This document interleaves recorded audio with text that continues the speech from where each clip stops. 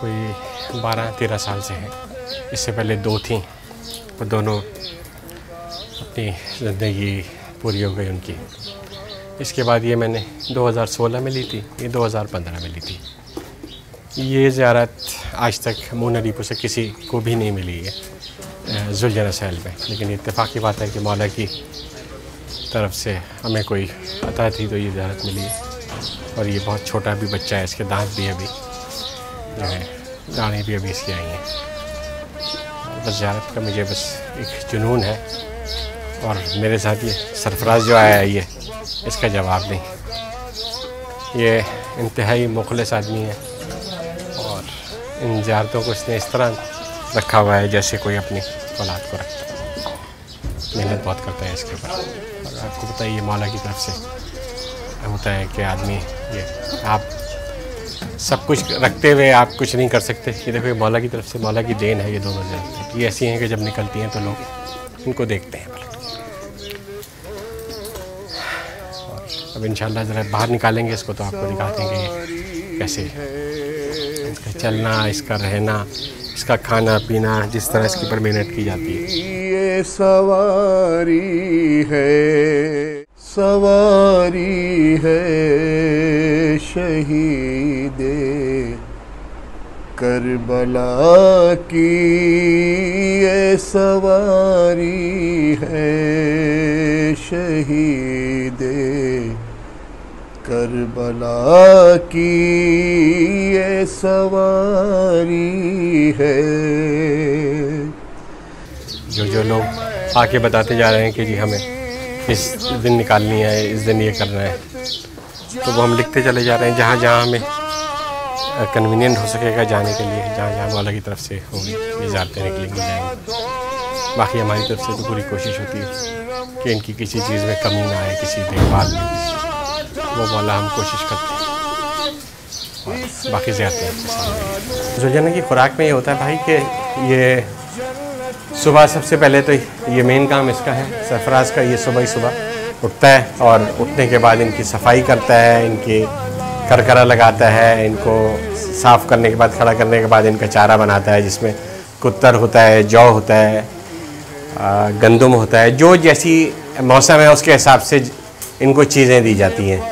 तो उसके बाद इनको चीज़ें देता है, इनका चारा इनके आगे रखता है, पानी पिलाता है। ये कोई 10-10:30 बजे तक फारिग होता है। और इसी तरह फिर दोपहर में यही है कि ये इनके लिए जो इनको है रोड ग्रास वो दी जाती है। 1.25 घंटे बाद आता है।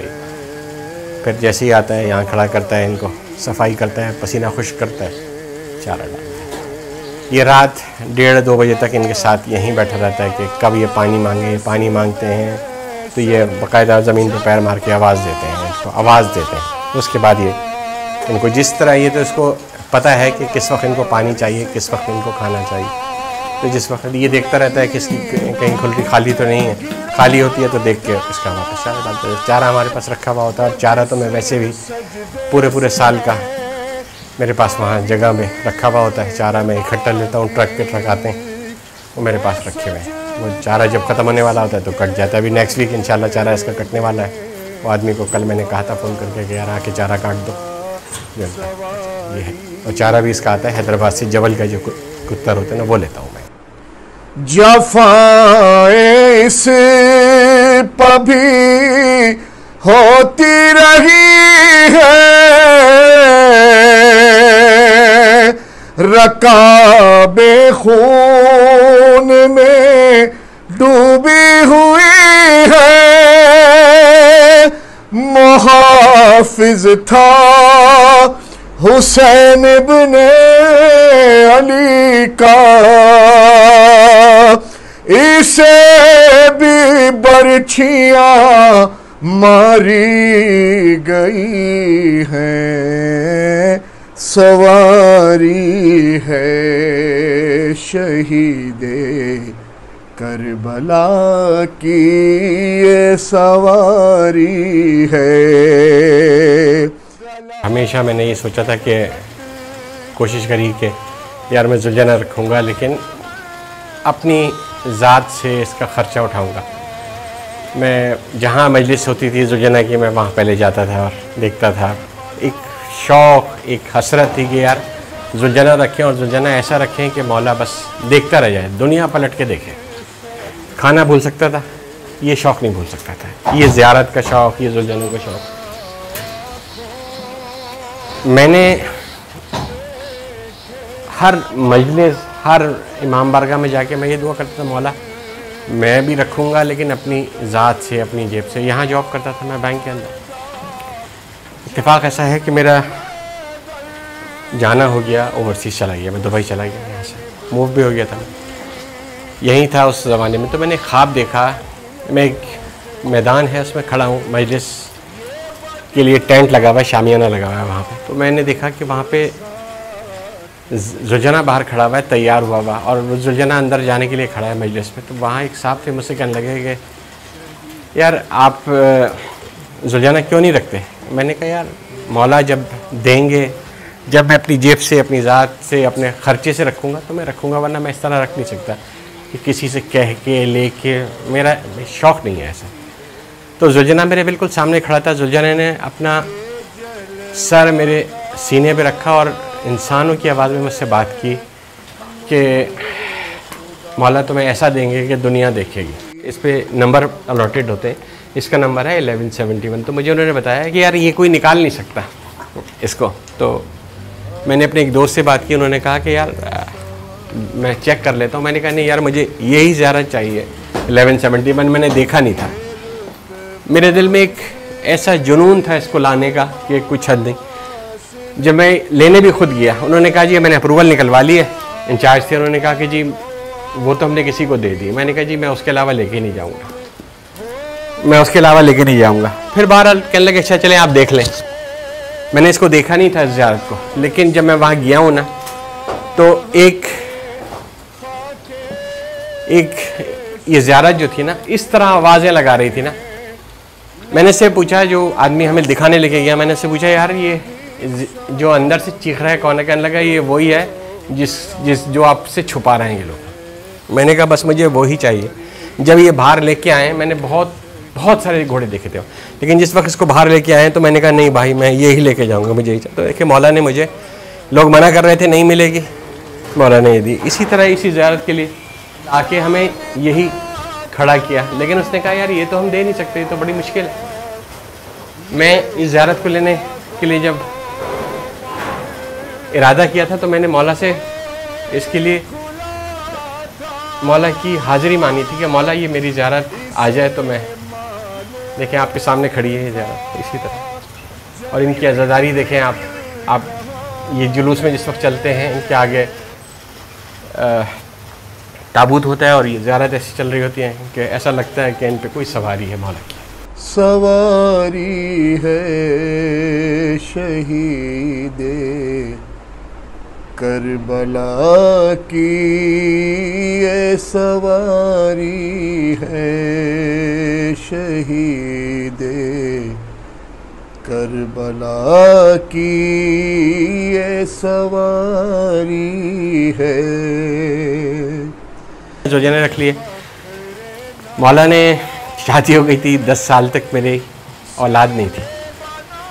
मैं एक दिन ख्वाब में मैं दिल में सोच रहा था कि यार मौला मैं क्या ऐसे ही रहेगा कि मैं मर जाऊंगा, मेरी जुलजना की रस्सी पकड़ने वाला भी कोई नहीं होगा।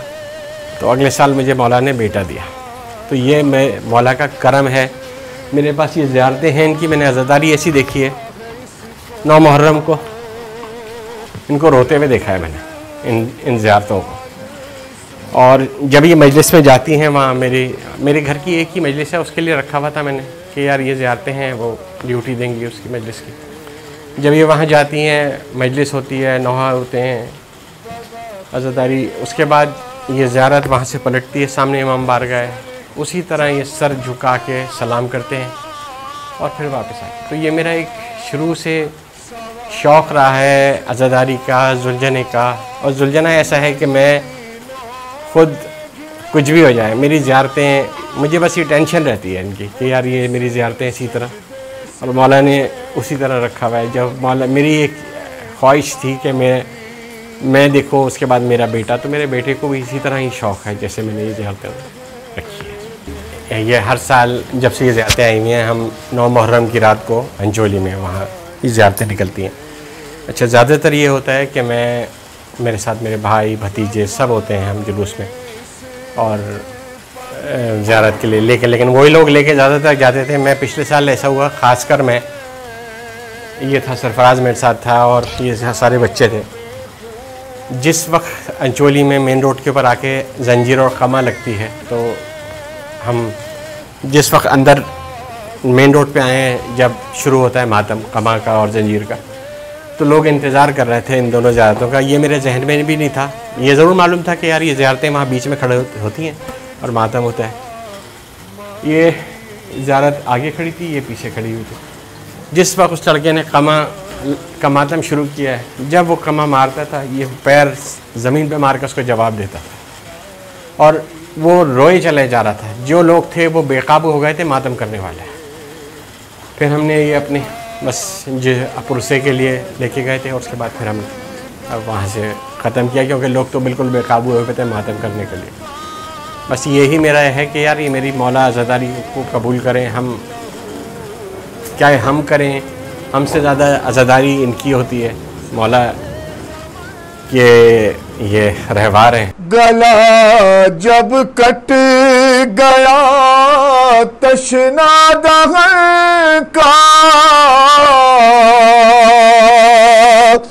लहू मुँह पर मला शाहे ज़मन का, खबर सैदानियों को दी है इसने,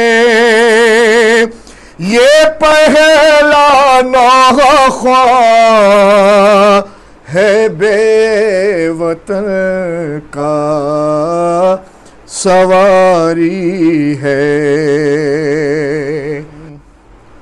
सवारी है शहीदे करबला की, ये सवारी है शहीदे करबला की, ये सवारी है।